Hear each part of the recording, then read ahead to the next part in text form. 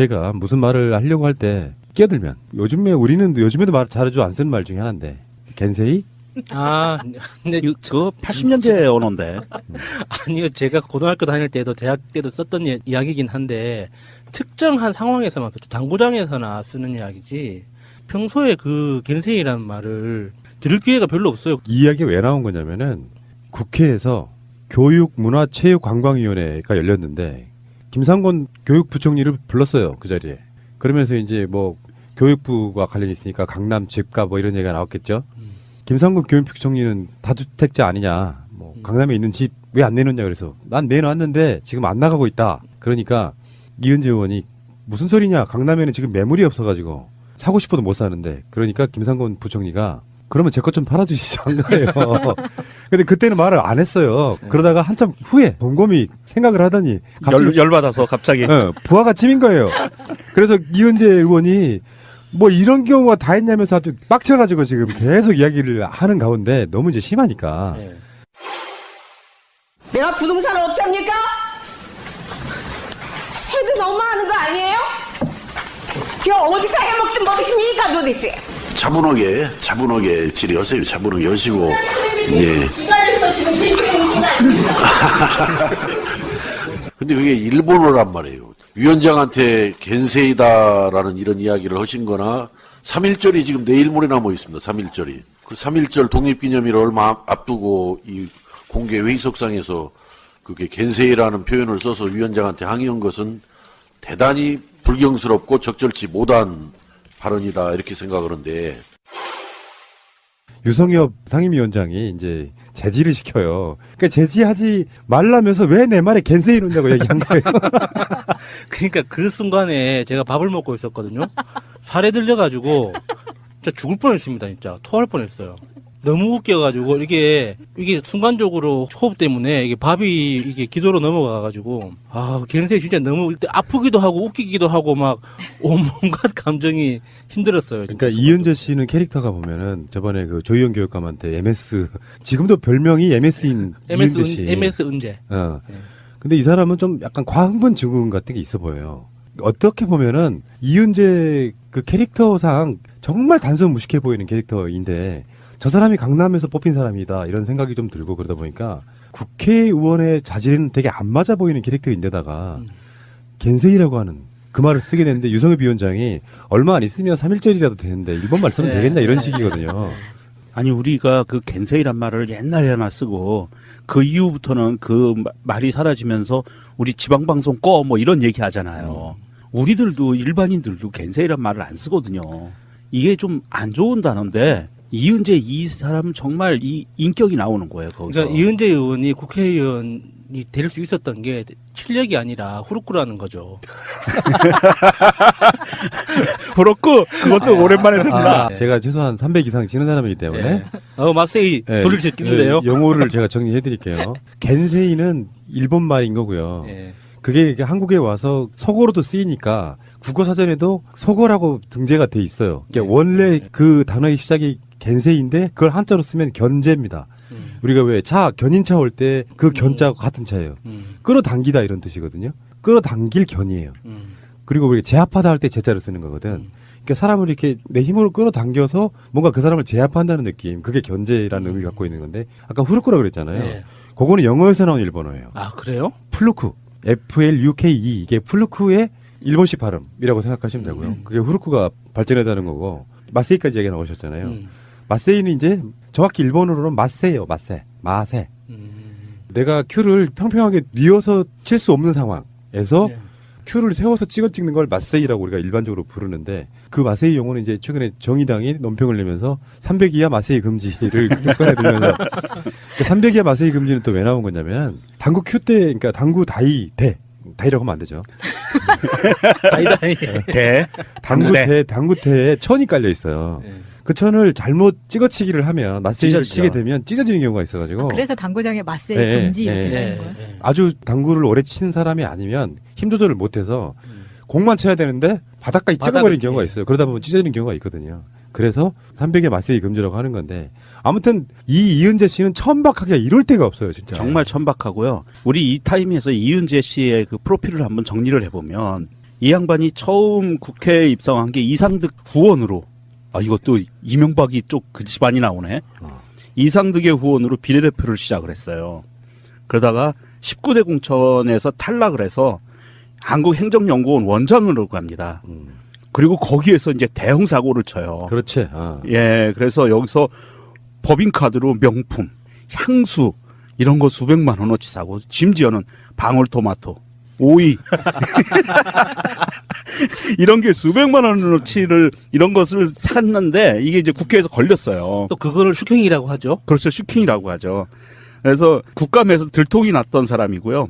그럼에도 불구하고 20대 총선에서 강남구병 지역 주민들이 이은재를 옹립을 합니다. 대단하죠, 강남구병. 여기서 좀 이거 앞서가는 얘기인지 모르겠는데 이 이은재의 행위를 보고 그대로 배운 사람이 있어요. 신현희 강남구청장. 그러니까 둘이 헷갈린다니까요. 캐릭터가 겹쳐요. 캐릭터가 겹쳐요. 자유한국당에 그 위선이든 아니든 스마트한 정치인 그런 부류가 없고 우리 이은재 보면은 그런 느낌이잖아요. 국회의원의 느낌이 아니고 그냥 동네에 흔히 볼 수 있는 그런 그 뭐랄까 상스러운 아줌마. 못돼 먹은 아줌마 이런 네. 느낌이잖아요. 상스러운 말하는 것도. 아줌마예요. 그러니까 이은재 의원은 정말 다음 총선에서는 힘들 거라고 봐요. 이게 강남에 사시는 분들이 웬만한 부정은 눈 감아줘도 쪽팔리게 하는 거는 못 참거든요. 그렇지. 이게 정말 강남 국민들 진짜 부끄럽습니다, 진짜. 제가 음모론 제기해 봅니다. 이은재 의원의 남편은 당구장을 했을 것이다. 그 왜 그러냐면 뭐 농담처럼 하는 말이 아니라 네. 보통 우리 일상에서도 당구가 상당히 멀어지면서 당구장 밖에 나가서 보통 야 이거 방해하지 마. 왜 끼어드냐 뭐 이런 정도 이야기하지. 요즘은 태클이라고 하지 않나요? 더군다나 여성분께서 겐세이란 말을 일상적으로 누리는 그 쓰는 그러니까요. 사람이라면 예, 예. 그 가게에 나가가지고 한 번쯤 당구공을 닦아보는 기억이 있는 사람이 아니면 당구 애호가다. 당구를 매우 80년대 사랑하시는. 당구장에서 죽치고 살았던 사람들은 이제 이게 입에 옮아서 그럴 수가 있는데 참 궁금해요. 이 이은재라는 사람이 학벌도 좋잖아요. 학벌도 좋은데 어떻게 제- 이런 당구장 용어까지 꿰차고 있을까? 의심스러워서 좀 뒤져봤는데 맞더라고요. 유학 갔다 오고 파기 딴 거는. 대학에 이제 잔디 깔아주고 들어갔다. 자유한국당에 이미자 의원이라고 있습니다. 한국노총 출신인데 이번에 그 근로시간 단축 관련해서 예.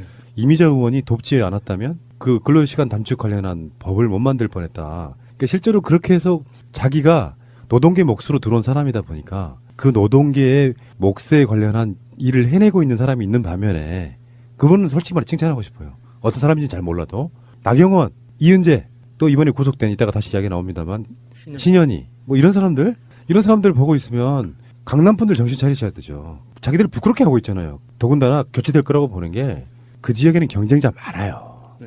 그러니까 같은 당내에서 거기 나가고 싶어서 아주 줄 서인 사람들 무지하게 많은데 계속 이렇게 국민들의 미원을 깎아먹는 사람들이면 나중에 결국 교체될 수밖에 없다. 예, 보통 그러잖아요. 우리가 돈이 없지 가오가 없냐 막 이런 이야기를 하잖아요. 근데 돈이 있는 분들은 좀 가오 좀 챙기셔야지. 강남 사시는 분들 좀 가오 좀 챙깁시다. 가오도 일본 말이구나.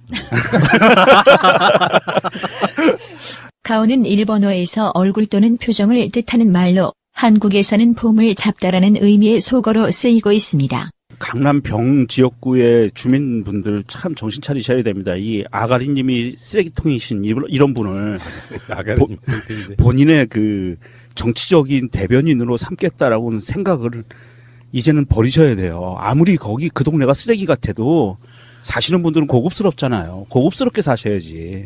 그러니까 겐세이란 말을 부지부식간에 실수로 쓸 수는 있어요. 그런데 문제는 그 당사자가 이은재이기 때문에 욕을 더 처먹는 거고요. 교육을 담당하는 상임위에서 나온 부적절한 표현에 온라인 공간에선 비판이 들끓었습니다. 관련 유튜브 동영상은 오늘 하루만 수십만 회가 조회됐는데 비판 댓글이 줄을 이었습니다. 하지만 한국당 분위기는 달랐습니다. 이 의원이 아침 회의에 들어서자 의원들이 대부분 어제 발언을 언급하며 맞아줍니다. 특히 한 당직자는 겐세이 멋있었다며 엄지를 들어 보였고 또 다른 고위 당직자도 어제 못 좀 하더라면서 격려성 발언도 했습니다. 깜짝 스타가 된 걸 축하하는 듯한 모습입니다. 구포항제철이 대체할 게 없으면 그냥 주로 그냥 씁시다. 이명박이라고 하면 되는 거니까 MB는 별로 선호하지 않는 용어이기 때문에 포스코가 이명박 시절에 수상한 거래를 통해 가지고 1,800억 원을 탕진했다는 PD수첩 방송을 보신 분들도 있을 겁니다. 화요일 날 저녁에. 예. 그 자원외교랑 완전 스킬 똑같죠. 네, 똑같습니다.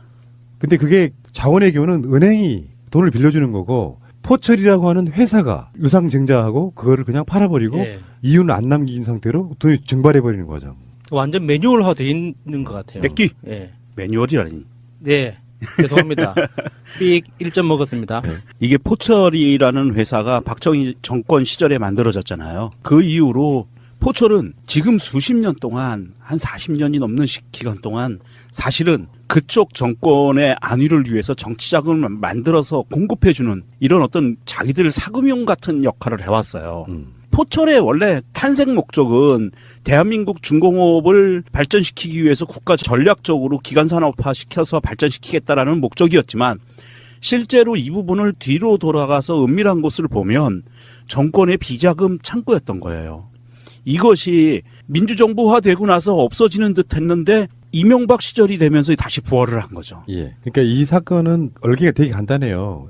에콰도르에 있는 공장 설비업체인데 이름이 산토스 CMI야. 이 회사가 2011년에 포스코 건설에 인수가 됩니다. 그 당시에도 산토스 CMI는 내부적으로 봤더니 100억 원 가치가 안 된다. 나왔는데 사들이기를 800억 원에 사들여요. 그런데 사들인 이후에 산토스 CMI가 계속 적자가 납니다. 그래서 포스코가 2017년 사들인 지 6년 만에 이 회사의 인수금의 8분의 1도 안 되는 68억 원에 다시 소유자에게 팔았던 사람에게 되파는 이 상황이거든요. 예, 100억도 안 되는 가치라고 판단했던 그 회사를 800억 원에 살 때 그 핑계를 만들기 위해서 안 사도 되는 회사를 끼워서 800억 원에 인수를 했죠. 그래서 나중에 이제 다시 그 원 소유자한테 되팔 때는 68억 원에 800억에 산 걸 68억 원에 되팔고. 일단 여기서 1번 답이 나왔네요. 1번으로 732억이 슈킹된 거네요. 아, 죄송합니다. 슈킹.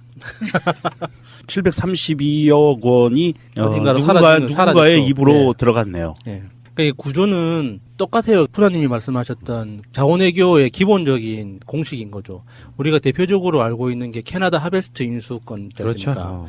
캐나다 하베스트도 원래는 국제시장에 세계 선물시장에 나올 때는 1달러로 나온 물건이었거든요.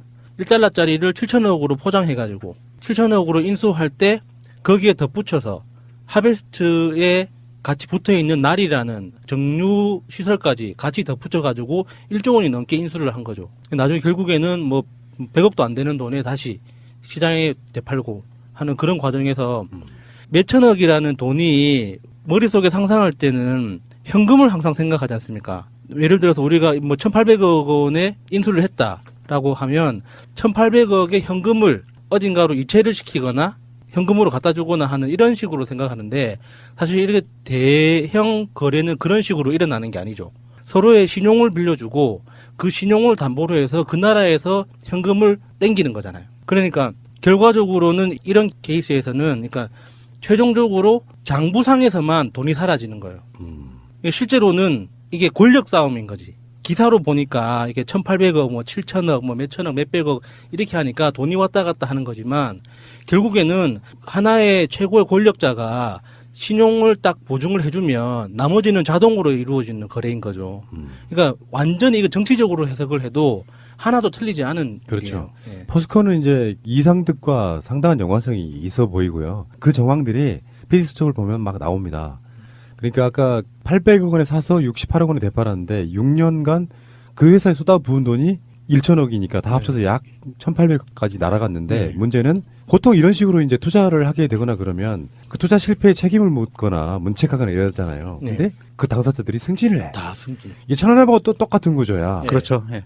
천안함 사건은 지금 뭐 오늘 송영무 장관은 북한의 행위이다 뭐 이렇게 이야기를 하던데 국방부 정말 부셔버리고 싶더라고요. 그러면 증거를 대야 될 거 아니야. 예.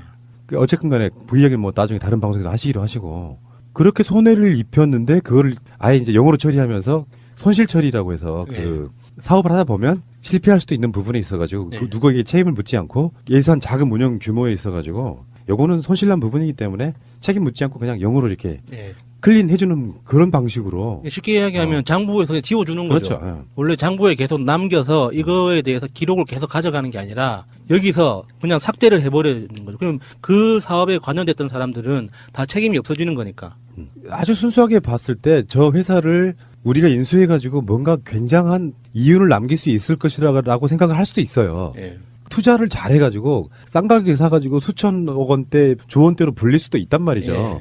그런 경우는 많이 있습니다. 인수합병 같은 걸 통해 가지고 예. 많이 있는데 문제는 인수하기 전부터 저 회사는 안 돼. 가치도 얼마 안 되고 미래 비전도 예, 없고 예. 별거 없는 회사라고 말림에도 불구하고 부득부득 그 회사를 그렇게 사들여 가지고 결국에는 1,800억 원 손해보게 만든 거기에는 이상득이 있더라 이런 네. 얘기고요. 그러니까 MBC가 이제 정상화되기 시작하면서 우리 국민들의 이목을 끌고 마음을 얻기 위해서 새로운 꼭지를 발굴해서 이런 식으로 계속 그 탐사 보도를 하는 거 굉장히 환영하고 좋은 일이지만 그 계속 다른 사건이 계속 중첩적으로 쌓이면서 예전에 있었던 사건들이 희미해지는 그런 느낌이 있어요.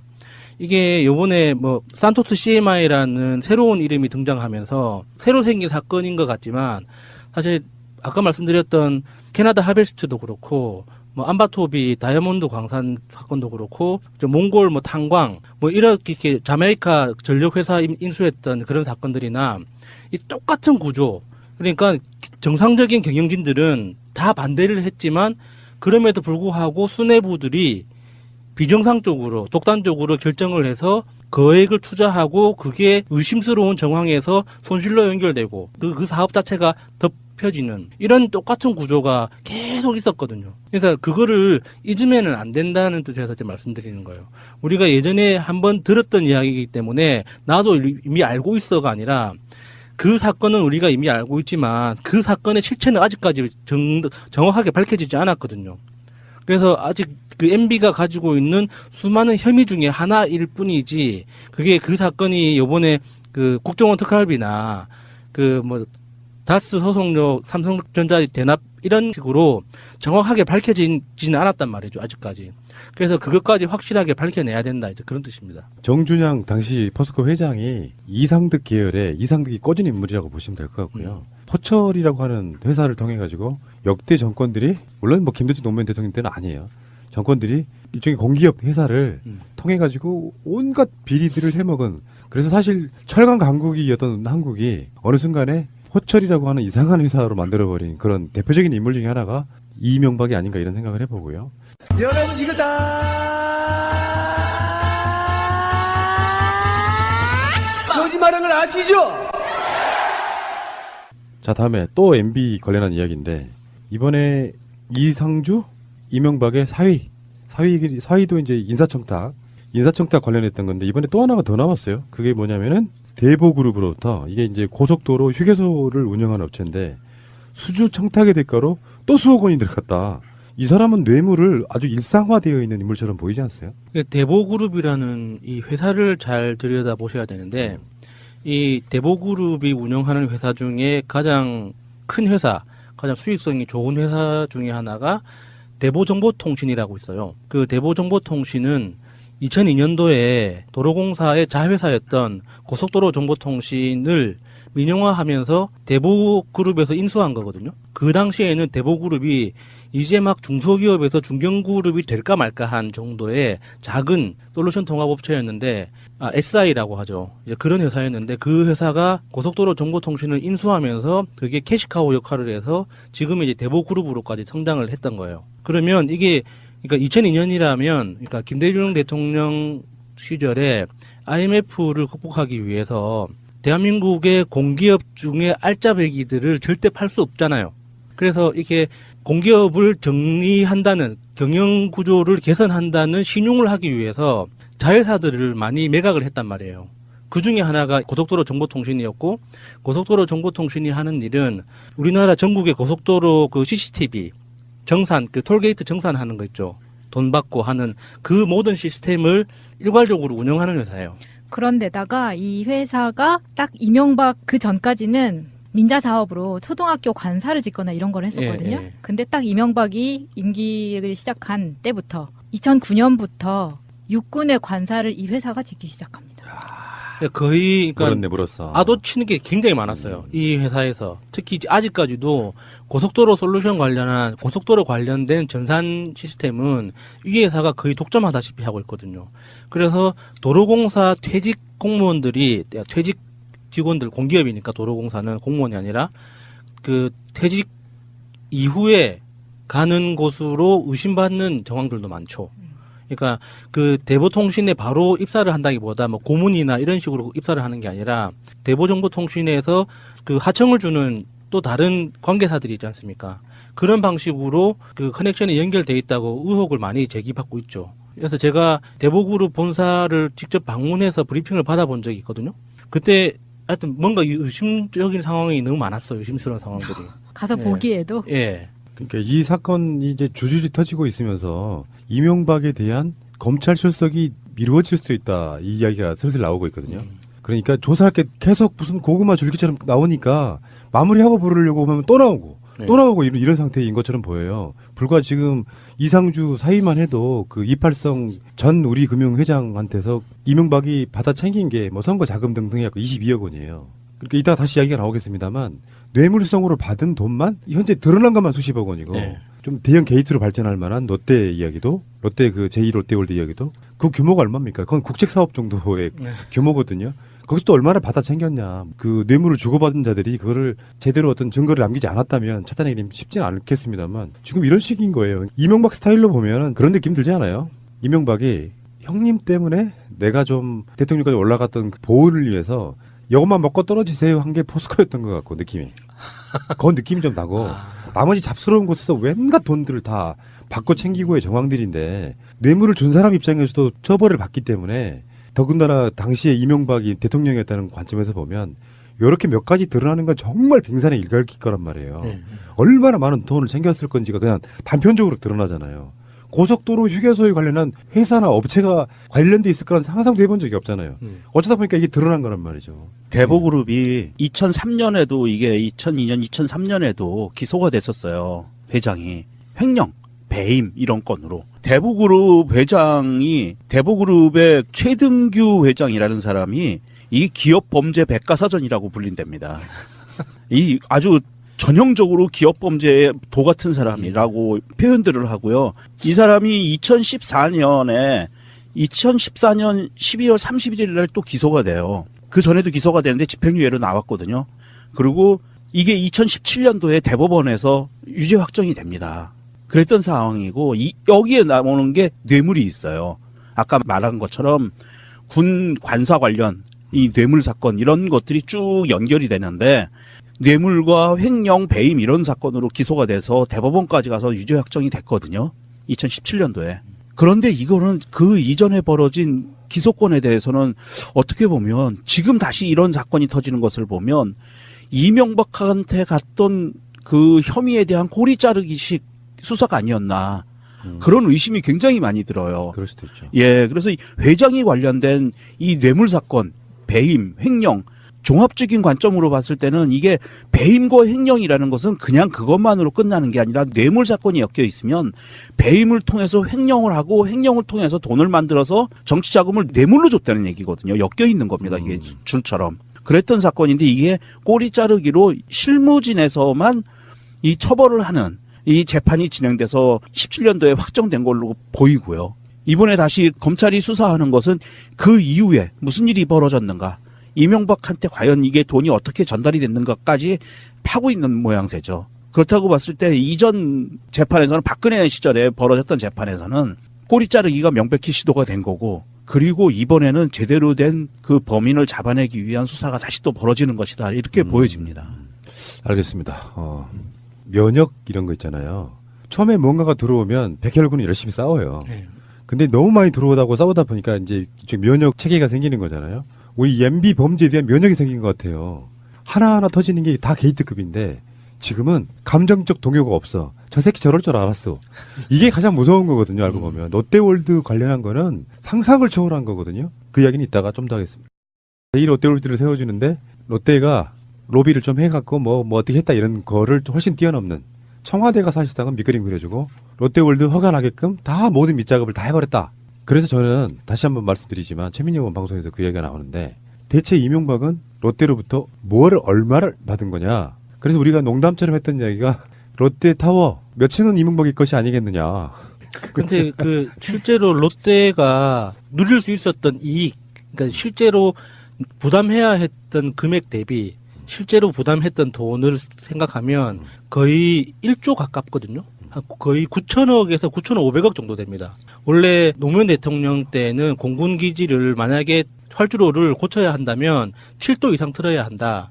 그러면은 공사비가 1조 2천억까지 예상된다. 이런 보고서가 있었는데 그게 그 이명박 대통령 들어서 9천억까지 줄고 9천억이 다시 5천억으로 줄고 5천억이 다시 500억까지 줄었거든요. 그러면 롯데는 실질적으로 1조 원 이상의 금전적 이익을 본 거란 말이죠.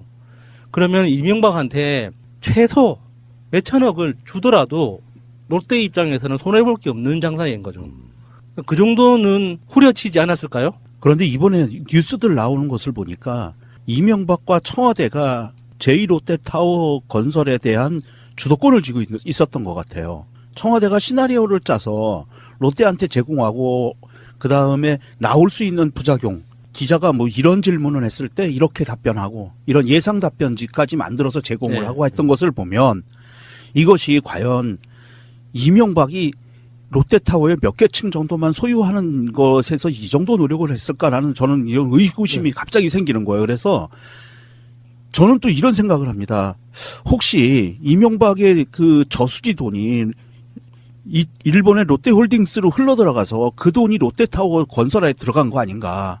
그렇다고 봤을 때 왜냐하면 이게 엔화로 들어오게 했다고 나오거든요. 지금 이명박이 롯데 자금을 롯데타워를 세우는데 이 자금을 일본에서 롯데홀딩스를 통해서 엔화 자금으로 들어오게 했다는 것을 2008년도 때는 엔화 가치가 900원에서 1,500원대로 폭등했던 시기라 엔화를 이용하면 훨씬 더 돈이 절약되는 거죠. 그런 측면이었던 거죠. 예. 근데 청와대에서 왜 그것까지 해주? 그러니까요. 저는 그게 의심이 되는 게 이 일본 롯데홀딩스에서 그 페이퍼 컴퍼니에서 흘러들어온 자금을 세탁을 해서 우리나라 롯데로 들여와서 롯데월드 타워를 세운 거 아닌가 하는 의구심이 드는 거예요. 그러면은 사실상 실소유주역 이런 개념으로 그렇게 될 수가 있는 것 같아요. 아, 대박. 그러니까 이해가 된다. 이거 청와대가 거의 롯데 측에 영업을 했던 분위기더라고요. 영업이 아니라 예. 이거는 업무 지시예요. 거의 업무 지시. 고객님처럼 이거 빨리 하셔야 됩니다. 안 그러면 마감됩니다. 이거는 명종님이 굉장히 날카로울 수도 있어요. 예, 처음에는 예. 좀 황당하다고 느꼈는데 예. 공동 지분이 있을 수도 있다. 예. 그런 그러게요. 거죠. 그래서 저는 이 롯데월드 타워, 제2롯데월드 타워의 소유를 명확히 밝혀내야 정말 좋게 봐줬을 때 한 20개, 30개 층 정도의 소유권이 있을 거고. 저기요. 제가 그럼 다시 묻겠습니다. 롯데월드 타워는 누구 겁니까? 그 롯데월드 타워 지하에 가잖아요. 지하 1층에 가면 쥐꼬리가 이렇게 보여요. 아, 쥐꼬리를 형상화한 그런 조형물 같은 게 있어요? 아니, 쥐가 이렇게 돌아다녀요. 아, 그래요? 꼬리를 보이면서. 글쎄요, 이제 이건 뭐 전문가들이 들으시면은 뭐 어떻게 생각하실지 모르겠는데 이명박의 범죄라는 게 우리 상상을 뛰어넘기 때문에 스케일이 워낙 네. 커요. 그러니까 이제 우리 일반 상식으로 보면 롯데라고 하는 기업에 이명박이 그냥 뭐 어떤 대가를 받았겠지 정도만 생각을 했는데 만약에 롯데월드타워 123층짜리 중에 가격 가치로만 따지면 예. 이거를 신격호와 지금 신격호가 아니겠죠. 신동빈이라든지 반땅했다. 반팅했다고 하면 반팅. 정말 근데 그 역시 뭐 도대체 어디서 나오는 건지 아, 이해가 진짜 안 간다. 이게 영화가 생각납니다. 갑자기 그 캐치미 이프 유캔이라고 정말 역사적인 사기꾼 있잖아요. 천재적이었던 사람이었는데 이명박한테 진짜 그런 느낌이 나네요. 진짜 범죄에 대해서는 정말 천재적인 것 같아요. 대단하신 분이시고요. 네. 아 진짜 빨리 검찰에 출석해서 구속되고 법정에 서서 나중에 기결수가 돼가지고 우리가 10여 년 넘게 계속 기대하고 있던 이명박의 수용번호 우리가 말하는 일명 5045 예. 꼭 봤으면 좋겠다 이런 생각이 들고요. 알겠습니다. 롯데타워의 실소유주는 이명박일 수도 있다. 예, 알겠습니다. 그렇지 않으면 이해가 안 되는 거니까. 그렇죠. 신현희 구청장은 2010년부터 5년 넘게 구청 자금 9,300여만 원을 빼돌린 혐의를 받고 있습니다. 구청 각 부서에 지급되어야 할 경력금을 간부 등을 통해 빼내 동문회비를 내거나 화장품을 구입하는 등 개인적으로 사용한 것으로 경찰은 보고 있습니다. 강남구청이 요양병원 운영을 위탁한 의료재단에 동생 남편을 취업시켜달라고 강요한 혐의도 받고 있습니다. 법원은 범죄가 소명되고 증거인멸의 우려가 있다며 오늘 새벽 영장을 발부했습니다. 신 구청장은 오는 6월 지방선거까지 남은 임기 동안 구속 상태로 수사를 받을 가능성이 커졌습니다. 이은재 씨와 쌍벽을 이루는 국민년 쌍벽이라고 하면 두 명 말하는 거잖아요. 그럼 나경원은 어느 자리에 서야 됩니까? 레벨이 죄송합니다. 네. 이건 또 그런 얘기 안 하기로 했는데 네. 등급이 있어요. 등급이. 사실은 이제 나경원은 그 네. 국시항에서의 신급에 등급한 사람이고 그 하이 레벨들이 이제 포스트 나경원을 꿈꾸면 나이는 더 많으신 분들인데 네. 나경원보다 그 이은재 씨의 쌍벽을 이루는 신현희 강남구청장이 드디어 구속됐습니다. 이 신현희 강남구청장은 피의자죠. 신현희 피의자는 얼마나 억울하겠어요. 저는 그 심정이 이해가 될 것 같아요. 전에도 말씀드린 것처럼 이은재는 처벌을 안 받는데 본인은 처벌받거든. 똑같은 사건으로. 대충 비슷하죠. 예, 대충 비슷한데 그러니까 너무 겹치는 거예요. 너무 예, 헷갈려. 생긴 예. 것도 비슷하고. 이은재는 근데 국회의원이잖아. 배지가 있잖아. 근데 자기는 배지가 없다고 이 처벌을 받는 것 같은 이런 억울함이 생길 것 같단 말입니다. 나는 배지 있는데 세월호 배지. 그래서 이 신현희 피의자가 제발 좀 모든 상황들을 다 털어놓고 그리고 성명서를 좀 발표했으면 좋겠어요. 옥중 성명서, 유전무죄, 무전유죄를 외치면서 배지 있으면 처벌 안 받고 배지 없으면 처벌받냐, 같이 처벌받게 해다오 이런 성명서 좀 냈으면 좋겠어요. 결국은 횡령과 취업 청탁인데 횡령은 뭐냐면 각 부처에 지급되는 경력금과 포상금 등을 직원들한테 지급하는 게 아니라 총무팀장한테 야 현찰 찾아와 해가지고 자기가 쓰는 거예요. 그게 약 1억 원 가까이 되는 9,300만 원이고 그 돈을 어디다 썼냐 하니까 동문회비나 당비, 지인 경조사비, 지역인사 명절 선물비, 정치인 후원회비, 화장품 비용 등으로 사용했다 이렇게 보고 있는 거고 다음에 강남구청이 요양병원 운영을 위탁한 의료재단 대표에게 제부 박모 씨를 취업시켜달라고 강요한 혐의도 받는 거예요. 심지어 65세예요. 이 사람 은퇴해야 되는 사람을 취업을 시켜달라고 그러고. 무슨 청소시키겠어요. 간부 같은 걸로 하는 건데 자기가 컨트롤이 가능한 요양병원이다 보니까 거기에다가 취업시켜줘. 백 쓰는 거지 백. 그렇죠. 아. 그런데 이 과정에서 총무팀장을 통해서 경력금과 포상금 등을 현금화했다고 했잖아요. 그 총무팀장 이분 이미 구속되지 않았어요? 자, 어쨌든 신현희 씨는 이제 이런 행위뿐만 아니라 구청장 일을 열심히 하라니까 예비군훈련장에 가서 뭐 좌파 운운하고 카톡으로 문재인은 공산주의자 퍼나르고 사실상의 일배인데요. 정치인들이 우리나라가 좋아지려면 구청장들은 민주 계열의 구청장들 보고 있으면 그런 분들 많잖아요. 나는 구청장이기 때문에 정치적 중립 유지한다 하면서 그런 식의 정치적인 오해를 받을 만한 행동들 아예 하지 않는 것들 네. 많이 네. 하시는 분들이 있는데 대놓고 노골적으로 일상의 모든 임기가 선거운동이에요. 그리고 그 뒷면에는 비리로 공금 갖다 쓰고 화장품 사고 씨. 아니 이 사람은 정말 뼛속까지 직업 공무원이잖아요. 원래 공무원 출신이고 예. 이 뼛속까지 직업 공무원인 사람이 어떻게 이렇게 일배화될 수 있는가? 나는 이거 우리나라 공무원 사회에 한번 이 자정바람이 한번 불어야 된다고 봐요. 네. 정치적이어서 그래요. 예. 신비님을 자르신 분 아닙니까? 그러니까. 그러네. 정치적이어서 그래요. 사실은 구청장에 올라가는 순간 내가 구정을 잘해서 우리 당의 명예를 드높이는 건 할 수 있지. 그건 따라오는 부수적인 효과니까. 근데 나는 구청장이면서도 늘상 수구 우파 세력에 붙어가지고 좌파를 공격하는 용도로만 쓰고 뒤에 숨어서는 비리 저지르고 있고 말이 셀수록 일배급들은 환호하거든요. 표현이 거칠고 셀수록 일배들은 환호한다고. 한 줌도 안 되는 지지자들한테 잘 보이려고 더 강한 발언하고 더 센 짓하고 그리고 뒤에는 또 비리 저지르고 이런 구조 속에 들어있단 말이죠. 강남구청장이 뭐라고 이렇게 유명해진 거야 도대체. 지명도 엄청 올라갔네. 아니 정말 먹고 살기 힘든데 나라 돈 이렇게 쉽게 쓰고 롯데같이 큰 기업은 이명박 같은 대통령 시절에 청와대가 관리해주고 너무 회사 하나 다니고 회사 하나 굴리는 게 얼마나 힘든데 막 네. 너무 짜증나요. 이명박과 신현희를 대통령 만들고 구청장 만들고 하는 그 세력들이 지금도 국회에 100석이 넘게 있다는 게 문제예요 사실은. 우리 그 강남 구민들 힘내십시오. 그래서 다시는 이렇게 이은재나 신현희 같은 사람들이 공직에 들어오지 못하도록 좀 강남 구민들이 정신 똑바로 차리고 본인들이 대한민국 1%의 그 어떤 가치를 갖고 있다. 그런 삶을 살고 있다라고 자부하시는 분들이기 때문에 그런 분들일수록 더 멋있는 정치인들을 본인들의 그 입으로 본인들의 모습으로 삼아야 되지. 이렇게 격떨어지고 쓰레기 같은 사람들을 갖다가 공직에 앉히면 안 됩니다. 아까 MS 은재 의원 이야기할 때도 말씀드렸지만 쪽팔리지는 않아야 할 거 아닙니까? 예. 그리고 그 김상곤 장관의 그 주택이 안 팔린다 그러잖아요. 예. 예, 집이. 좀 사주세요. 이게 강남에 이게 문제예요. 뭐냐면 강남 지역에 아파트 값들은 올라간다고 하지만 실제로 매매가 잘 안 이루어지고 있다는 증거거든요. 이게 공무원 공직으로 나가서 내가 다주택에 있으니까 하나를 처분할게 그러면 이게 시세보다 조금 더 싸게 내놨을 거예요. 그럼에도 매매가 안 된다는 거는 강남 지역이 우리가 언론에서는 매일매일 강남이 아파트 값이 오른다라고 얘기하지만 실제로는 이미 이 가격이 올라가는 것은 한 5, 6년 전 가격으로 비슷해져 가고 있는 거거든요. 쭉 떨어졌다가. 그러는데 가격은 올라가지만 실제 매매가 제대로 되고 있지 않다는 반증이에요. 강남 사람들도 좀 정신 똑바로 차렸으면 좋겠어요. 이제 2.8 민주운동은 마치 들불처럼 국민들의 마음속으로 번져갔습니다. 그리하여 마침내 3.15 의거와 4.19 혁명의 기폭제가 되었습니다. 대한민국이 국민의 힘으로 독재를 무너뜨린 첫 번째 역사를 서는 순간이었습니다. 우리는 지난 촛불혁명을 통해 국민이 권력을 이길 수 있다는 것을 다시 증명했습니다. 돌이켜보면 그 까마득한 시작이 2.8 민주운동이었습니다.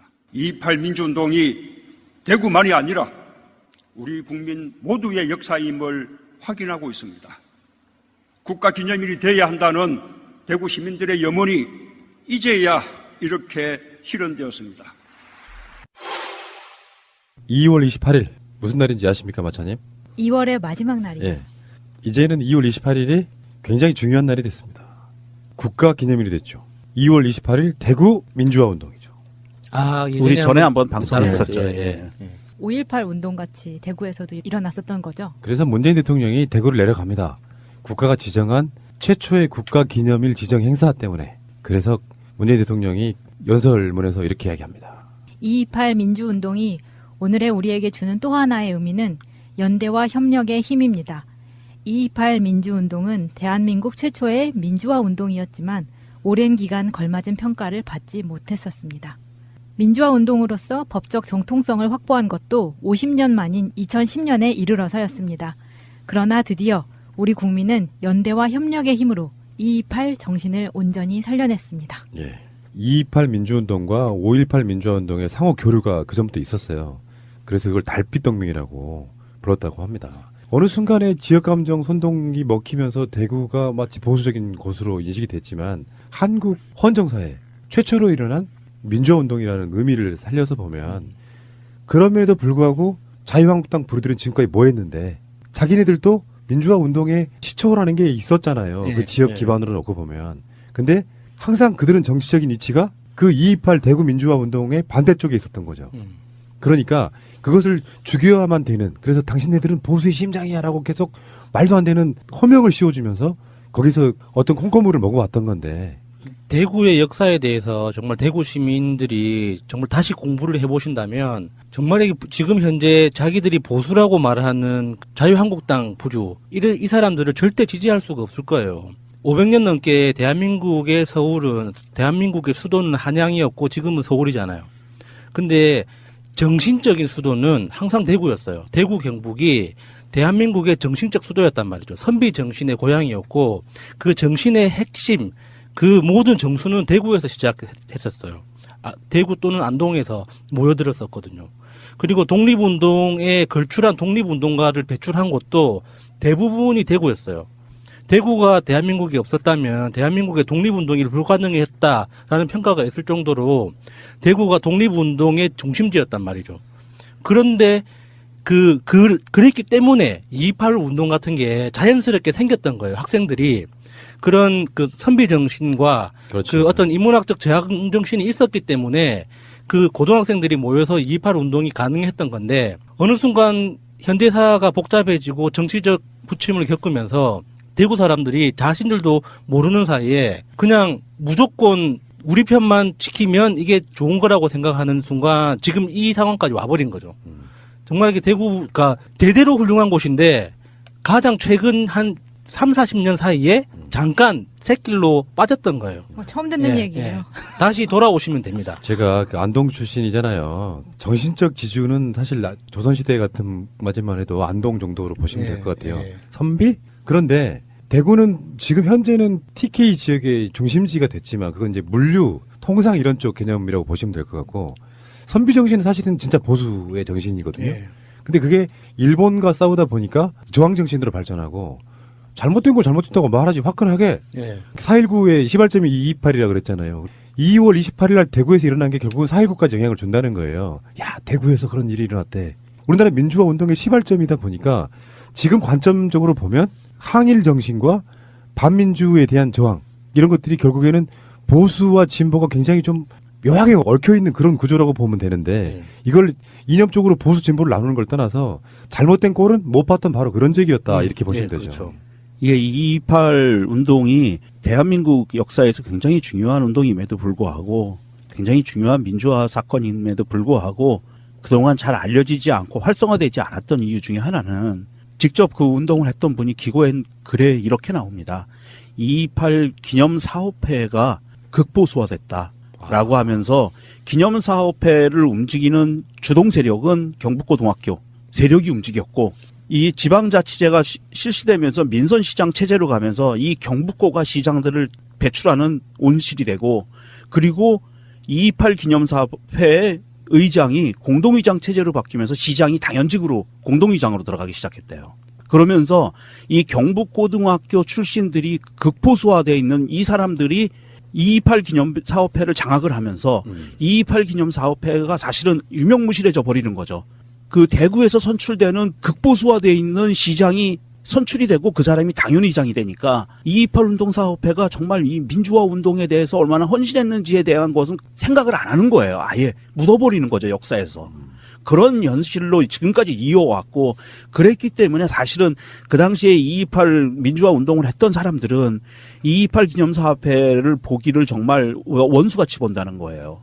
기념사업회 자체가 혁신이 되지 않으면 지금 국가에서는 문재인 대통령은 2월 28일을 국가기념일로 이렇게 만들지만 실제로 대구에 가서는 그 지역 정서에서는 영원히 그 극보수화되어 있는 시스템을 벗어날 수 없다는 거죠.